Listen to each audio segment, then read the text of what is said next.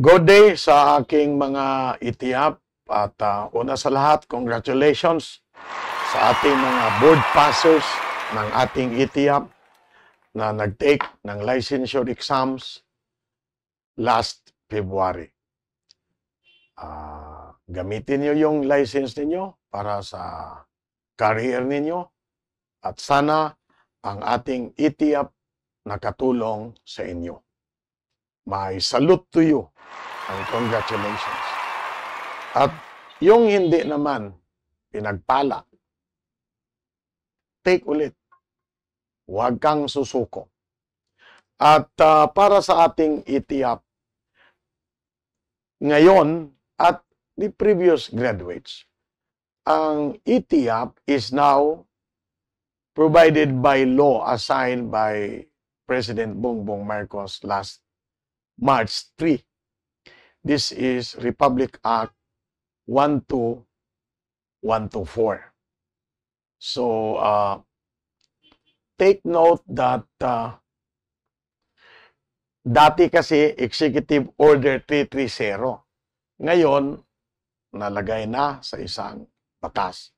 Republic Act recently signed by President Bongbong Marcos, numbered 12124.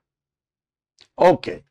So this is again for my itiap who are presently enrolled. Please take note of the following dates.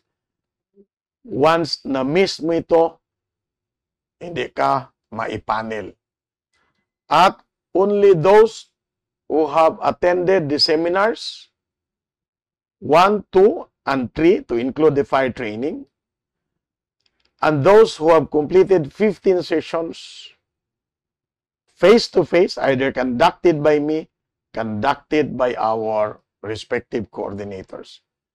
I will be posting in your different GCs sino ang maipanel. Kung maipanel ka naman at kulang, we will defer you para maliwanag. Okay. For those enrolled in Arroyo University main campus under Ms. Rosel and Dean Bayan, and those under Dr. Mario Rositi and Dr. Franz Vertudaso, Muntinlupa, ang ating final panel is set on April 5. That is Saturday, ng hapon. Dahil sa umaga, we will have a fire training. Sa umaga, we will start as early as 8 in the morning at Mario's Garden in Cabanatuan City. We'll have our lunch. Of course, you are required to pay the fee. And our final panel will be at 2 in the afternoon on April 5. That is Saturday. So, maliwanag, no? For AU main campus, under Rosel and Dean Bayan, and Dr. Mario Rositi and Dr. Vertudaso, April 5. Fire training tayo sa umaga hanggang lunch. Tapos, pagka 2 o'clock in the afternoon, start ng panel hanggang gabi.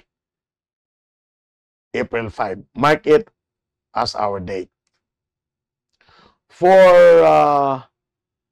EU and COC, na Pasay Group under Professor Camilo Manatad, June Castro, and James Hall, our schedule, together with EU Lucina Group with Rose and Morris, we will have a fire training on April 12, Saturday. Pagkagabi, mayroon na tayong advanced celebration. Pagka 13, final panel tayo sa umaga. Together with the groups of Villamor Air Base kay Professor Dean Di Malanta. So ulitin ko, April 12, fire training, the following groups, Lucina Group under Miss Rosel, Miss Rose at Mores. Tapos, Villamor Air Base by Dean Di Malanta. And Pasay, both COC and AU. In Villa Rosalinda Farm in Sairaya, Quezon Province. Malapit lang sa Lucena yon. Doon ang ating fire training ng Saturday. And only those maka-attend ang maipanel the following day, that is on the 13th. Okay. So, April 12 and 13 ang ating dates doon. For those in Cagayan de Oro College main campus, Ozamis, Oroqueta, and Caraga, Cebu, may training tayo sa fire sa March 22, Saturday. May laboratory tayo sa March 23, Sunday.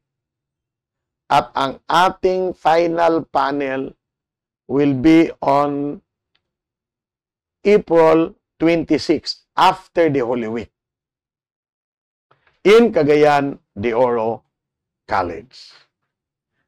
Ang ating fire training, it will be at my fire training at Taujan Fire Training Institute in Barangay Pangalungan, Cagayan de Oro. So, I will be posting some important notices to the GC. We will have make-up sessions for the seminar 1. Those hindi nakapag-attend, we will be setting it on that day. I-announce ko pa rin dito sa ating YouTube channel. So, just to recap, final panel of the following groups. April 5, AU Main Campus, group ni Dr. Rositi, and Muntinlupa, group ni Dr. Bertodaso. April 13 will be the group of the Malanta Villamor Air Base, Rose and Morris in Lucena group, and COC Pasay and EO Pasay under Professor Manatad, John Castro, and James Howard. Saan ito gawin? At Villa Rosalinda Farm on the 13th of April. Sa COC Main Campus, Caraga, Cebu, and Ozamis, Oroqueta, it will be April 26 sa Cagayan de Oro College. Please take note. Pag ito hindi niyo pa nakuha, please get in touch with our respective coordinators where you are enrolled. So again, maraming salamat sa pagsunod.